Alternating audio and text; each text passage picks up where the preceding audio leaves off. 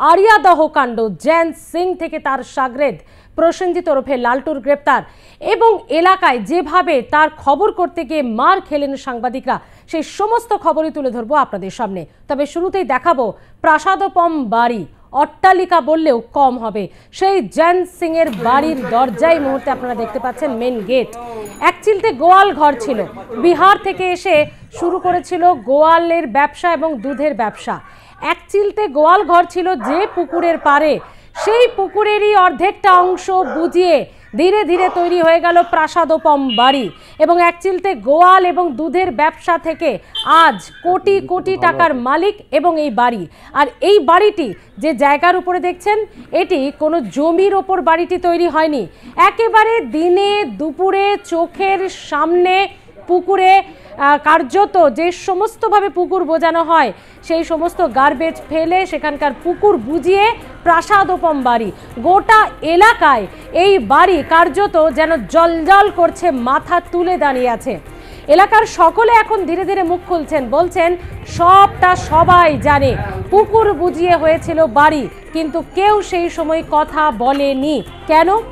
জয়ন্ত সিং এর মাথার উপর কাদের হাত, কোন নেতাদের হাত, কোন নেতা মন্ত্রীদের হাত, যার জেরে জয়ন্ত সিং এলাকায় দিনের পর দিন দাপিয়ে বেরিয়েছে, পুকুর বুঝিয়েছে, এইভাবে বেআইনি ব্যবসা রমরমিয়ে চালিয়ে তোলাবাজ করে মানুষের কার্যত প্রাণনাশের হুমকি দিয়ে প্রমোটারদের কাছ থেকে কোটি কোটি টাকা নিয়ে সে কিভাবে তার এই দুষ্কৃতি কাজকর্ম, তার এই দুষ্কৃতি রাত চালিয়ে যেত, সত্যি কি কেউ জানতেন না? এটা কিভাবে সম্ভব? কোনো পুকুর বোঝানো তো দিনে দুপুরে 1-2 ঘন্টার কাজ নয়, দিনের পর দিন পুকুর বোঝানো হয়েছে। আশপাশের বাসিন্দারা সব কিছু দেখেও চুপ করে থেকেছেন, কারণ প্রাণ ভয়। এবং যে ভিডিওগুলো একের পর এক মানুষ এবার সামনে নিয়ে আসছে, সেই ভিডিওগুলোতেই বোঝা যাচ্ছে মানুষ কতটা ভীত সন্ত্রস্ত। বিহারের বাসিন্দা এই জয়ন্ত সিং, প্রথমটা মনে করে হয়েছিল যে সে হয়তো এই বাংলারই যুবক, বাংলারই বাসিন্দা, কিন্তু না, পরবর্তী সময় জানা যায় জয়ন্ত সিংহ নয়, জয়ন্ত সিং বিহার থেকে এসে খাটালের ব্যবসা দিয়ে শুরু করেছিল। বিহারের বাসিন্দাই জয়ন্ত সিং অনেক বছর আগেই সে বিহার থেকে এসে 2টি গরু এবং খাটালের ব্যবসা দিয়ে শুরু করেছিল তার ব্যবসা। সেখান থেকেই তার বিহার থেকে আরও সমস্ত পরিবারের লোকজন এবং তার যারা জ্ঞাতিরা রয়েছে তাদেরকে প্রত্যেকে এনে এখানে বাড়ি করে দিয়ে তাদের থাকা, অর্থাৎ প্রসার বাড়াচ্ছিল, প্রভাব প্রতিপত্তি বাড়াতে জয়ন্ত সিং বুঝতে পেরেছিল তাকে একা দিয়ে হবে না, তাই বিহার থেকে আরও বেশ কিছু তার জ্ঞাতিদের এনে এখানে রমরমিয়ে শুরু করে তার আধিপত্য।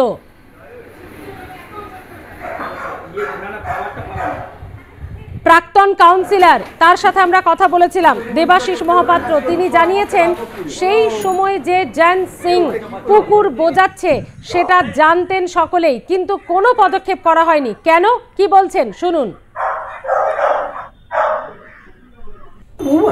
একবার না, আমি রাস্তায় বসে থাকাছিলাম, রাস্তায় বসে পড়েছিলাম এদের বিরুদ্ধে। আচ্ছা, আমি পার্টি মিটিংয়ে ঢুকে পড়েছিল, আমি বার করে দিয়েছিলাম। মদনদাকে জিজ্ঞাসা করেছি, এই জয়ন্ত সিংকে, হ্যাঁ আমি জিজ্ঞাসা করেছিলাম, we will dictate the party, we are they. 200-300 কর্মী তখন বসে রয়েছে, ওরা পার্টি মিটিংয়ে থাকবে আর না থাকতে পারবে না। আমার সাথে হয়েছে, এবং এগুলো হয়েছে বলে তো আমি ঘরের ভেতরে বসে আছি ভয়ে। মানে এখন মানে কোন ঠাসা, না কোন ঠাসা বলবো না, কোন নেই তো কোথায় ঠাস। আপনি ভয়ে বসে আছেন? না না, আমি তা নালে কি যাই, এটা কথার কথা বললাম, আজ কোন নেই তো ঠাসবে কোথায়। মানে সেই সময় যখন প্রতিবাদ করেছিলেন তার প্রতিউত্তর কি এসেছিল? প্রতিউত্তরদেরকে বেরিয়ে যেতে হয়েছিল তখন। এটা দেখার দায় কার? আমি বলছি না এখানে, আমি তো চেয়ারম্যানকে জানিয়েছি, এরকম ঘটনা জানানো আছে আমার।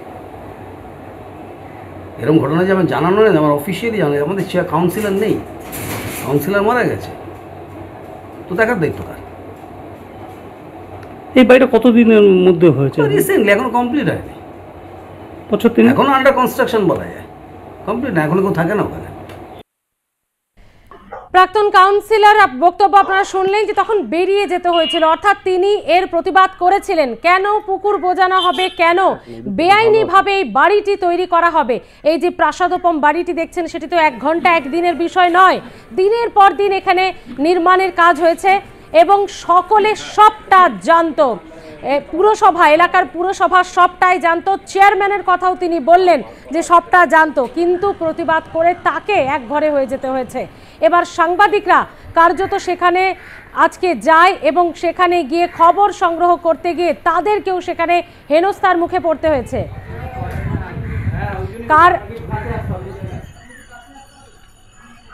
সাংবাদিকরা যায় আজকে এবং সেখানে খবর সংগ্রহ করতে গিয়ে এই জয়ন্ত সিং এর বাড়িতে, সেখানে আমরা দেখেছিলাম যে পরিবারের সকলে সাংবাদিকদের ওপর চড়াও হয়নি, শুধু বেশ কয়েকজন সাংবাদিককে মারধরও করা হয়েছে এবং তাদের যে দাপট এলাকায় এতদিন ছিল সেটা এখনো তাদের যে ব্যবহার, তাদের যে কথাবার্তা এবং ভাষা তাতে স্পষ্ট। নাম কি?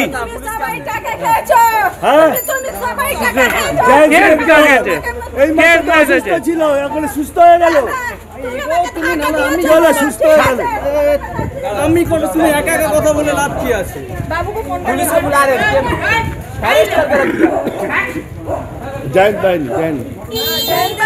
জয়ন্তের লোকজন, সবই জয়ন্তের লোকজন। কি হয়েছে? কি হয়েছে? কুকুর বলা হচ্ছে মিডিয়াকে, হুমকি হুমকি হুমকি দেওয়া হচ্ছে মিডিয়াকে। নাম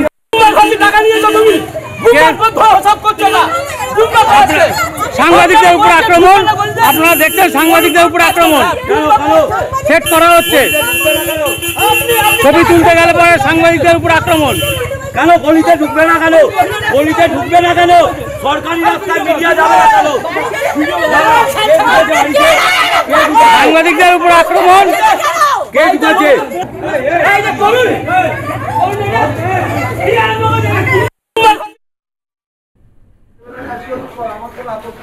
আমরা কথা বলবো, আমাদের সঙ্গে রয়েছে আমাদের প্রতিনিধি সুব্রত পাল। সুব্রত, আজকে তোমরা খবর সংগ্রহ করতে গিয়েছিলে এবং সেখানে বোঝাই গেল জয়ন্ত সিং বিহার থেকে এসে এক টুকরো গোয়াল ঘর দিয়ে গরু এবং দুধের ব্যবসা শুরু করেছিল এবং সেখান থেকে প্রাসাদোপম একটি অট্টালিকা, একটি বাড়ি মাথা তুলে দাঁড়িয়ে রয়েছে, পুকুর বুঝিয়ে সেই বাড়ি।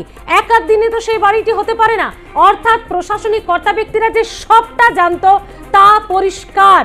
তো এই দাপট এবং কিভাবে তোমরা হেনস্থা হলে, কিভাবে তোমাদেরকে মারধর করা হয়েছে?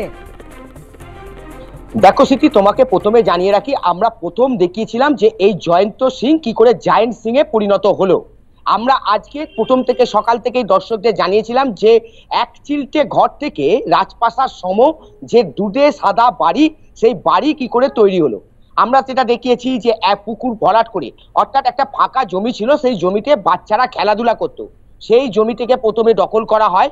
সেই জমিটি দখল করার পর যখন দেখা যায় পাশে একটি পুকুর আছে এবং এই রাজপ্রাসাদ সম বাড়িটি তৈরি করতে গেলে পুকুরের কিছুটা অংশ লাগবে, তখন সে কি করে পুকুরের কিছুটা অংশ সে ভরাট করতে শুরু করে এবং সে ভরাট করার কাজ যখন শুরু করে তখন সেখানে তৎকালীন যে তৃণমূলের কাউন্সিলর ছিলেন দেবাশিস মহাপাত্র, তিনি গোটা বিষয়টি প্রতিবাদ করেন এবং গোটা বিষয়টি প্রতিবাদ করা নয়, তিনি একেবারে পরিষ্কার জানিয়েছেন।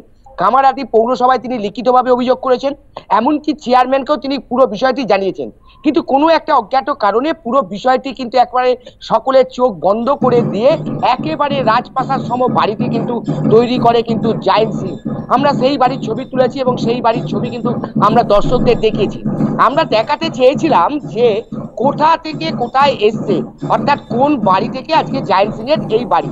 সেই কারণে জয়ন্ত সিং এর যে পুরনো বাড়ি আরিয়াদহ মৌসুমী মোড়ে এবং মৌসুমী মোড় থেকে গঙ্গার পাড়ের দিকে একটুখানি এগোলে একটা সরু গলি, যে গলির মধ্যে পাশাপাশি দুজনে হাঁটা যায় না, সেই গলির মধ্যে সিসিটিভির বহর দেখলে বুঝতে পারবে যে তাদের আধিপত্য কতখানি রয়েছে। এবং সেই খবরই আমরা করতে গেছিলাম, সেই ছবি তুলতে গিয়েছিলাম।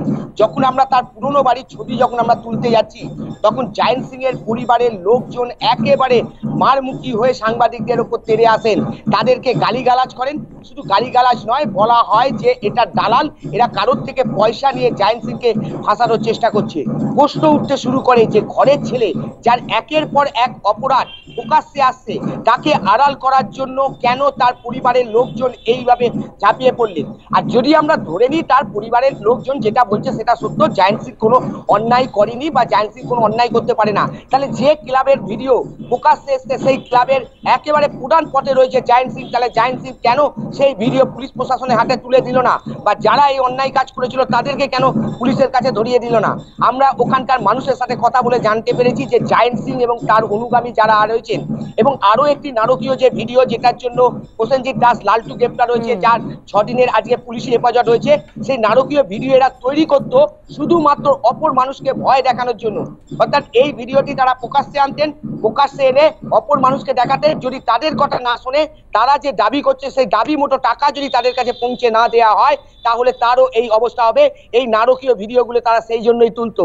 এতদিন ধরে মানুষ একটা ভয়েতে ছিলেন, এখন যখন জায়েন্ট সিং পুলিশের জালে গেছে, তারপর মানুষ কিন্তু আস্তে আস্তে মুখ খুলতে শুরু করেছে। আমরা খালি দর্শকদের কাছে দেখাতে পারলাম না কোন বাড়ি থেকে আজকে জায়েন্ট সিং এর এই রাজপ্রাসাদ সম দুধে সাদা বাড়িতে তৈরি হচ্ছে। সামান্য দুধ ব্যবসায়ী থেকে কিভাবে একেবারে গোটা এলাকার দাদা হয়ে উঠেছিল এই জায়েন্ট সিং, সেই সমস্ত ঘটনাগুলো তুলেছিলাম। তবে তারা যতই আমাদের উপর আক্রমণ করুন না কেন, আমরা থামবো না।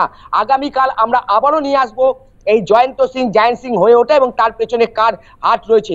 রাজনৈতিক বড় মাপের নেতার হাত যে রয়েছে, সেটা প্রাক্তন কাউন্সিলর দেবাশিস মহাপাত্রের কথা থেকে পরিষ্কার। তিনি পরিষ্কার বলছেন যে জায়েন্ট সিং প্রথম যখন একেবারে তৃণমূলের একটি মিটিংয়ে এসেছিল, তখন সে একেবারে বার করে দিয়েছিল তাকে তৃণমূল কংগ্রেসের মিটিংয়ে থাকতে দেয়নি।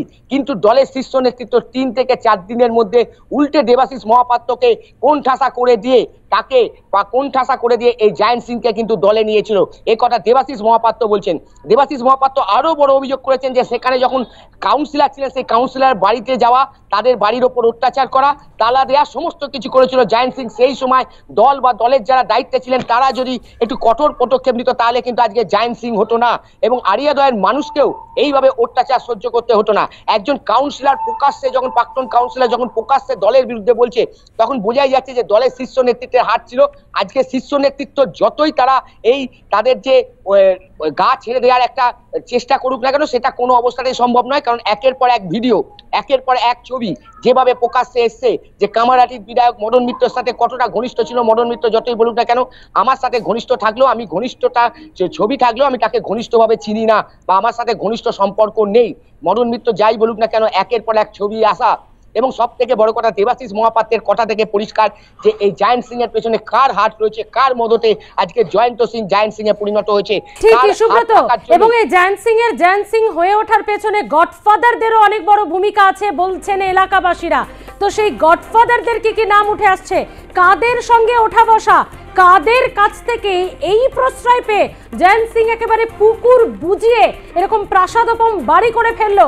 দিনে দুপুরে তো এটা একেবারে একদিনে সম্ভব হয়নি সুব্রত, এটা দিনের পর দিন নির্মাণ কাজ চলেছে। দেখো সিদি, প্রথমেই জানাই আগামীকাল আমরা এই বিষয়ে আরো বিস্তারিতভাবে জানবো এবং আমরা আমাদের দর্শকদের কাছে তুলে ধরবো। তার আগে জানিয়ে রাখি, আজকে কাউন্সিলর দেবাশিস মহাপাত্রের বক্তব্য যে নির্বাচন হচ্ছে 2024 সালে নির্বাচন কয়েক মাস আগে হয়েছে, সেই নির্বাচনের সময় দেবাশিস মহাপাত্রকে কোনো কাজ করতে দেওয়া হয়নি।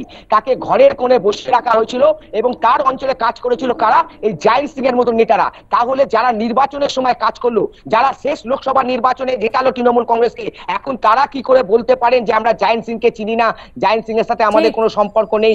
আমি এলাকার সাংসদ, আমি এলাকার বিধায়ক, আমাকে অনুষ্ঠানে ডেকেছে, আমি গেছি, কিন্তু প্রকাশ্যে দেখা যাচ্ছে একেবারে প্রকাশ্য মঞ্চ থেকে মদন মিত্র জায়েন্ট সিং এর প্রশংসা করছেন এবং জায়েন্ট সিংকে একেবারে কামারহাটির ভগবান বলছেন।